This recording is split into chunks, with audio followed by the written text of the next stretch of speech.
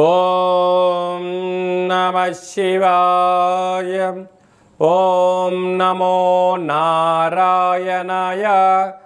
కర్మ నివారణ నరదృష్టి నివారణ కాళభైరవాయ నమో నమః. ఓం కాళకాలాయ విద్మహే కాళాతీతాయ ధీమహి తన్నో నరదృష్టి నివారణ కాళభైరవ ప్రచోదయాత్. హరి ఓం. మా ఛానల్కి స్వాగతం. చూస్తున్న వీక్షకులకు ప్రేక్షకులకు ప్రియ కాళభైరవ బంధువులకి స్వాగతం పలుకుతూ మమ్మల్ని ఎంతగానో ఆదరిస్తూ ఉండబడినటువంటి ప్రియ సోదర సోదరీమణులకు సనాతన ధర్మ సంరక్షకులకు జ్యోతిష్య అభిమానులు అందరికీ కూడా జ్యేష్ఠమాస అమావాస్య సందర్భంగా ఆ మహాదేవుడి యొక్క ఆశీస్సులు కాలాన్ని శాసింపజేసే శక్తి కాళభైరవుడికి ఉంటుంది కనుక అందరికీ విద్యార్థులకు మంచి విద్య, ఉద్యోగస్తులకు ఉద్యోగము, వ్యాపారస్తులకు జనాకర్షణ, సంపూర్ణమైన వారు ఎవరైతే ఏ వృత్తులు అయితే చేస్తుంటారో అన్ని వృత్తులలో విజయం సాధించాలని కోరుకుంటూ మనసారా కాళభైరవ స్వామి వారిని కోరుకుంటూ ఆశీర్వచనం.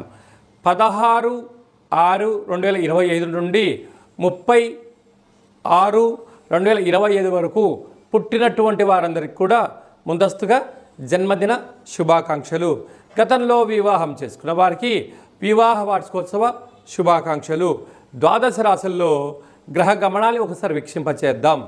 మేషరాశిలో శుక్ర భగవానుడు సంచార స్థితి, మిథున రాశిలో త్రిగ్రహ కూటమి సంచార స్థితి, రవి బుధులు కలిసి ఉండడం వల్ల బుధాదిత్య రాజయోగము, రవి గురువులు కలిసి ఉండడం వల్ల విపరీతమైనటువంటి ఐశ్వర్య యోగము. సింహరాశిలో కుజ భగవానుడు కేతు భగవానుడు, కుంభరాశిలో రాహు భగవానుడు, మీనరాశిలో శని భగవానుడు. ద్వాదశ రాశుల్లో గ్రహ గమనాలు ఈ విధంగా ఉన్నాయి. మిథున రాశి వారికి జ్యేష్ఠమాస బహుళాష్టమి అమావాస్య సందర్భంగా ఎలాంటి విధి విధానం పాటించడం వలన ఐశ్వర్యం ఆనందం మిథున రాశి వారు సొంతం చేసుకోవచ్చో ఈ వీడియోలో తెలుసుకుందాం. మిథున రాశిలో ఏ నక్షత్రాలు వస్తాయిగా మృగశిర నక్షత్రంలోని 3వ పాదం, 4వ పాదం, ఆర్ద్ర నక్షత్రంలోని 4 పాదాలు, పునర్వసు నక్షత్రంలోని 1, 2, 3 పాదములు కలిపితే మిథున రాశి. రాశాధిపతి బుధ భగవానుడు రాశిలోనే స్వక్షేత్ర సంచార స్థితిలో ఉండడము మిథున రాశి వారికి చాలా మంచి కాలంగా భావించవచ్చు.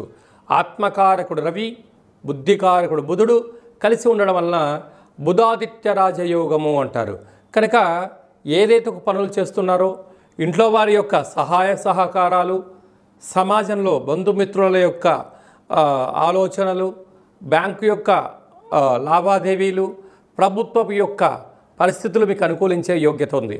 అక్కడే దేవగురు బృహస్పతి కూడా ఉండడం వలన ఆధ్యాత్మిక చింతన, తల్లిదండ్రుల యొక్క సేవ, భగవంతుడి యొక్క కృప కటాక్ష వీక్షణ వలన శత్రువులను తగ్గించుకోగలిగితే అంతా కూడా అదృష్టం మిథున రాశి వారి సొంతం అయ్యే పరిస్థితి ఉంటుంది. అలాగే తృతీయంలో కుజ భగవానుడు కేతు సంచార స్థితి ఉండడం వలన వీలైనంత వరకు తల్లిదండ్రులతో, అత్తమామలతో, అన్నదమ్ములతో, పార్ట్నర్షిప్ వ్యవహార కార్యక్రమాలతో, సన్నిహితులతో ప్రేమగా ఉండండి, మౌనంగా ఉండండి. వారు ఏదైనా చెప్తే వినే ప్రయత్నం చేయండి. అప్పుడు మీకు పెద్ద పెద్ద సమస్యలు వాటంతటికి అవే తొలగిపోయే పరిస్థితి అధికంగా ఉంటుంది. భాగ్యస్థానంలో రాహు ఉండడం వల్ల భార్యాభర్తల మధ్య వీలైనంత వరకు ఆధ్యాత్మికంగా ఉండడం, గౌరవాన్ని ఇచ్చి పుచ్చుకొనే మానవ ప్రయత్నం చేయండి. మూడవ వ్యక్తులు దూరకుండా చూసుకోండి. అలాగనే రాజ్యస్థానంలో శని భగవానుడు ఉండడం వలన ఏకచక్రే మహాభోగి, వృత్తులలో, ఉద్యోగాలలో, వ్యాపారాలలో స్వయం కృషి, పట్టుదల, భగవంతుడి ఆశీస్సుల వలన ఉన్నత శిఖరాలకు మిథున రాశి వారు దగ్గరగా కాపోతున్నారు. అలాగనే ఏకాదశంలో శుక్ర భగవానుడు నూతన వస్త్రాలు, బంగారు ఆభరణాలు, షేర్లు, ఇంటి స్థలాలు, క్రయ విక్రయాలు వీరికి ఐశ్వర్యాన్ని, ఆనందాన్ని తీసుకొచ్చి పెట్టే పరిస్థితి ఉంటుంది. తీర్థయాత్రలు, అలాగనే దాన ధర్మాలు, యజ్ఞయాగాదులు, అన్నదాన సేవ కార్యక్రమాలు పాల్గొనడం వల్ల వీరికి ఆత్మసంతృప్తి కలిగి ఐశ్వర్యం మిథున రాశి వారి సొంతం అవుతుంది. అలాగా స్వయం వృత్తులు, సేవా రంగాలు, మార్కెటింగ్ రంగము, ఉద్యోగ వ్యాపారస్తులకి, వ్యవసాయ సోదరీమణులకు ఇది చాలా సువర్ణ యుగంగా భావించవచ్చు అని చెప్పి గమనించాలి. జూన్ మాసంలో ద్వితీయార్థంలో ముఖ్యమైనటువంటి పండగల గురించి క్లుప్తంగా సవివరంగా సంపూర్ణంగా తెలుసుకుందాం.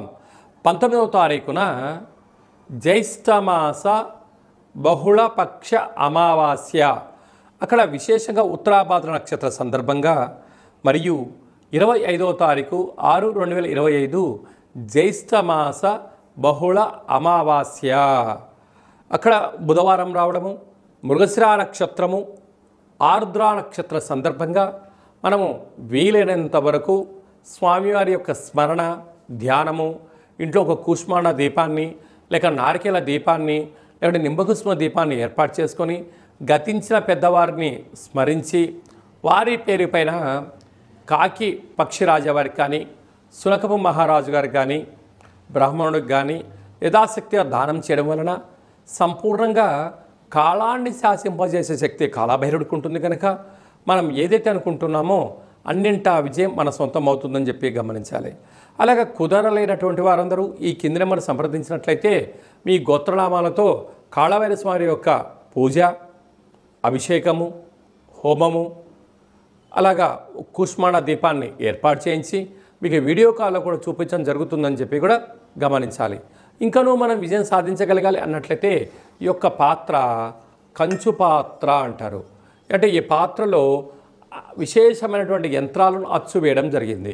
ఈ పాత్ర మనం ఇంట్లో పెట్టుకొని ప్రతిరోజు ఉదయం కానీ సాయం పూట కానీ ఇలా శబ్దం చేయడం వల్ల ఓంకార శబ్దం రావడం జరుగుతుంది.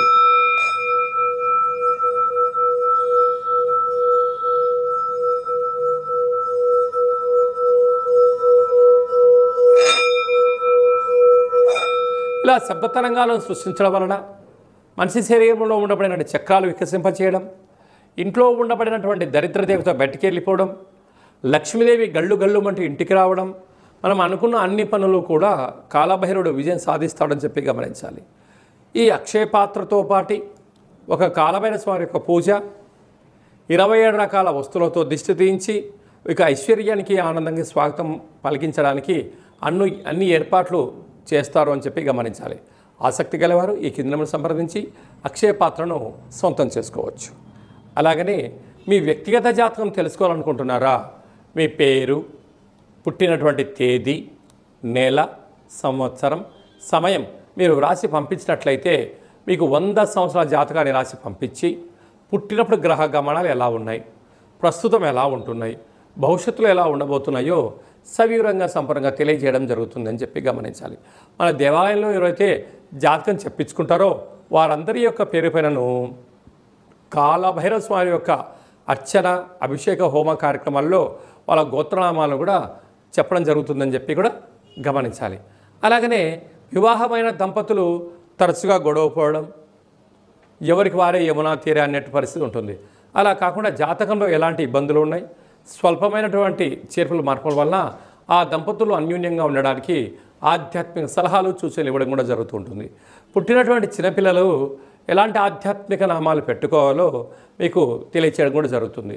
కనుక చాలామందికి డేటా బర్త్లు లేనటువంటి వారికి మీ పేరు యొక్క మొదటి అక్షరాన్ని అనుసరిస్తూ రాశిని తెలియచేస్తూ రమణ శాస్త్రం ద్వారా అనగా గవ్వల ద్వారా భూత, భవిష్యత్, వర్తమానాన్ని తెలియజేయడం జరుగుతుంది.